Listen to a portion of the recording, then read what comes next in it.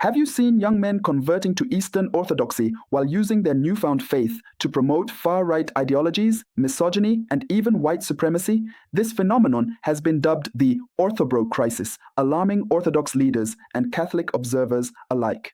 These converts, often radicalized through social media platforms, claim to embrace traditional Christianity while rejecting Western degeneracy. But their version of orthodoxy sometimes bears little resemblance to historic apostolic faith. The problem is not Eastern Orthodoxy itself, which shares apostolic succession and valid sacraments with the Catholic Church, but rather the distortion of Orthodox teaching by extremists who cherry-pick elements to justify hatred. Today, we will examine this crisis through a Catholic lens, exploring what drives these conversions, what the Church teaches about our Orthodox brothers and sisters, and how to respond with both truth and charity. The Orthobro Phenomenon represents a troubling intersection of spiritual seeking and ideological radicalization. These are predominantly young men discovering Eastern Orthodoxy through online communities called the Orthosphere, drawn to ancient liturgy, mystical theology, and perceived resistance to modern secular culture. But research from the Lowy Institute documents how far-right actors increasingly embrace Orthodox Christianity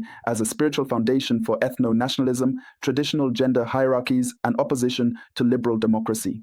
These converts engage in what scholars call dunking on Catholicism and Protestantism, treating ancient Christian divisions as opportunities for online mockery rather than ecumenical prayer. The language reveals distorted priorities, obsessive focus on masculinity, contempt for women beyond motherhood, glorification of authoritarian models, and sometimes explicit racism.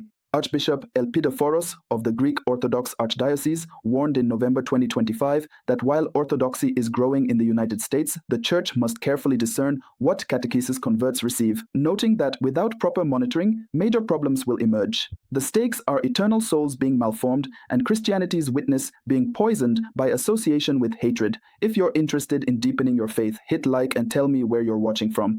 And if you find this valuable, consider subscribing to stay rooted in Catholic truth. You can also support the making of these videos, our team, and the tools we use through the link in the description or by scanning the QR code on screen. The Catechism of the Catholic Church recognizes that Eastern Orthodox churches possess apostolic succession through valid episcopal ordination, preserving the sacramental priesthood instituted by Christ. Paragraph 818 states, the Eastern churches possess true sacraments, especially the priesthood and Eucharist, making them fundamentally different from Protestant communities. The Second Vatican Council's decree Unitatis Redintegratio explicitly acknowledges these churches as having true sacraments and encourages Catholics to recognize Eastern traditions' spiritual riches. This reflects the historical reality that Eastern Orthodoxy shares with Catholicism an unbroken link to the Apostles, the first 7 ecumenical councils, and the Church Fathers who defended orthodoxy against heresies. The Great Schism of 1054 was a tragedy Jesus Christ would lament, for he prayed in the Gospel of John chapter 17 that all his followers may be one. St. Paul wrote to the Corinthians about the danger of divisions, asking whether Christ is divided and insisting Christians maintain unity of the Spirit as described in the letter to the Ephesians chapter 4. Pope John Paul II in Ut Unum Sint called the Eastern churches sister churches and made ecumenical dialogue a priority, recognizing that healing the breach is essential for the Church to breathe with both her lungs, East and West. Pope Leo XIV reaffirmed this in November 2025, stating that pursuing full communion is a priority of his ministry, seeking not absorption but an exchange of gifts.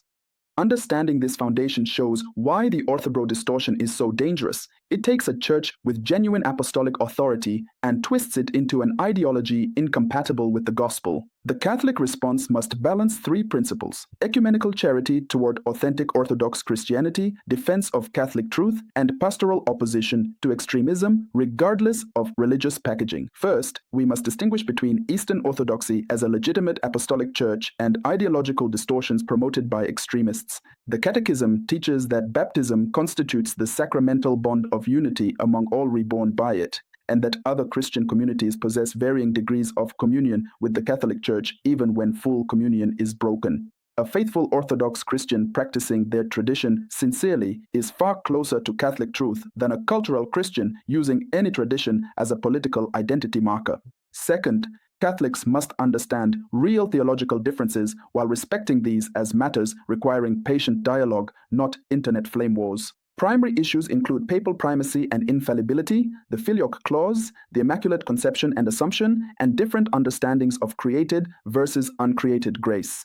These are serious matters, which is why the Catholic Church has maintained formal theological dialogue with Orthodox churches for 60 years. For daily Catholic resources, visit our website or scan the QR code. You will find daily Mass readings, Seven Sorrows Rosary, devotional prayers, and Soul Search, a private web app for daily examination of conscience with guided reflections, progress tracking, and secure journaling. Third, Catholics must actively oppose the hijacking of any Christian tradition by extremism. When self-identified Orthodox converts promote racism, misogyny, or political violence, they betray the gospel regardless of which liturgy they attend. St. Paul writes in Galatians chapter 3 that in Christ there is neither Jew nor Greek, slave nor free, male nor female. The first letter of John chapter 4 states that whoever claims to love God yet hates a brother or sister is a liar. Practically, this means Catholics should avoid online polemics treating orthodoxy as the enemy while simultaneously calling out extremist ideology.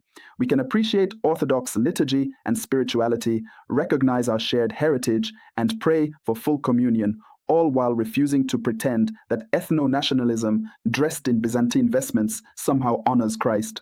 Some argue that focusing on the Orthobro Phenomenon unfairly targets Eastern Orthodoxy or reveals Catholic prejudice. This misses the point entirely. Orthodox hierarchs and scholars themselves are sounding the alarm about extremist converts distorting their tradition. Father Evagoras Konstantinidis and Professor George Demakopoulos warn that without proper catechesis and clear guidelines about hate-based ideologies, Orthodox parishes risk becoming havens for those seeking religious justification for unchristian views. Others claim that criticizing these converts attacks traditional Christianity itself, since these men simply embrace historic Christian sexual ethics and cultural conservatism. But there is a vast difference between upholding church teachings on marriage and family, which both Catholics and Orthodox do, and promoting ideologies rooted in supremacy and contempt. The gospel calls us to chastity and authentic masculinity formed by Christ crucified, not to online personas built on aggression. St. Paul's instruction in Titus chapter 2 describes how older men should be temperate, worthy of respect, and self-controlled, a vision of Christian manhood utterly incompatible with the Orthobro caricature. Authentic ecumenism requires both respect for other traditions and honesty about challenges facing the whole body of Christ. The Orthobro crisis teaches us that authentic Christian faith cannot be reduced to cultural identity or online performance. It must be rooted in sacramental life, transformation by grace, and genuine love of God and neighbor. We must recognize Eastern Orthodoxy as possessing apostolic succession and valid sacraments while honestly acknowledging theological differences, praying always for restoration of full communion.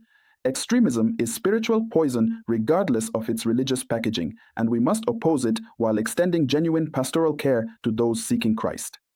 Your next steps: pray for Christian unity using the prayer Jesus himself prayed in John chapter 17. Examine your own online engagement to ensure it reflects charity. Support authentic catechesis in your parish so Catholics are not vulnerable to ideological distortions. If this helped you, share it with a friend, subscribe, and check out our web app for daily Catholic resources and soul search. The faith that conquers the world is not the loudest voice online, but the quiet love that lays down its life for others.